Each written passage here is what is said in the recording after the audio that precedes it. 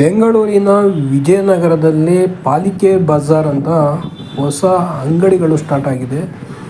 ಇದು ವಿಜಯನಗರದ metro station ಹತ್ರ, ಅಂದರೆ ಉಡುಪಿ ಕಿಚನ್ ಬರುತ್ತಲ್ಲ, ಉಡುಪಿ ಹೋಟೆಲ್ ಅದರ ಹತ್ರನೇ ಈ ಒಂದು ಪಾಲಿಕೆ ಬಜಾರ್ ಬರುತ್ತೆ. ಇದು ಅಂಡರ್ಗ್ರೌಂಡಲ್ಲಿದೆ, ಹೊರಗಡೆ ಇಲ್ಲ.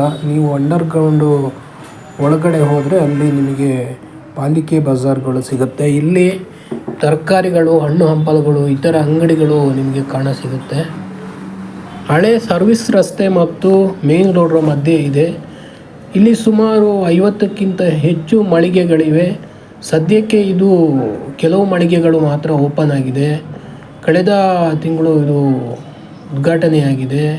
ಇದು ಸರ್ಕಾರದ ಮಳಿಗೆಗಳು.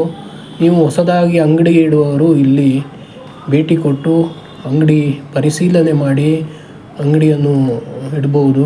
ವಸ್ತುಗಳ ಅಂಗಡಿ, ಆಮೇಲೆ ಇದು ದಿನಸಿ ಅಂಗಡಿ, ಯಾವ್ಯಾವ ಅಂಗಡಿಗಳನ್ನೆಲ್ಲ ಇದರೊಳಗಡೆ ಇಡ್ಬೋದು. ತುಂಬ ಅಂಗಡಿಗಳಿವೆ. ಸರ್ಕಾರದ ಮೂಲಕನೇ ನಡೀತಾ ಇದೆ. ಕೆಲವು ಅಂಗಡಿಗಳು ಇಲ್ಲಿ ಓಪನ್ ಆಗಿದೆ ನೋಡಿ.